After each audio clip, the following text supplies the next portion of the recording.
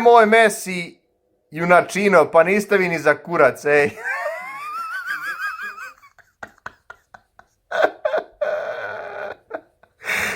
Sramota da vas bude, pa ne možete jednog Paragvaja pobijediti, jebote, pogača, pa šta si ti očekivao, ej?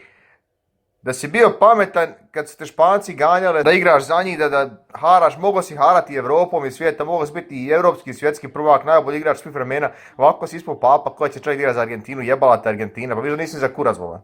Ni za kurac, nisi. Koji debil povede ovoga Di Mariju na prvenstvo koji nije ni za kurac, malo pa se povrijedi, te mu fali ovo, te mu fali ono, čim ga neko pritisne, on se pogubi ko dijete od 6 godina, a ostavimo ga, kako se zove, jebao majku, Mascherana, i nije ga poveo, a povede ovog Di Mariju, pa jeste vi normalni ljudi, pa niste vi ni za šta. Maradona se jedan prevrće u grobu, još ni umro čovjek.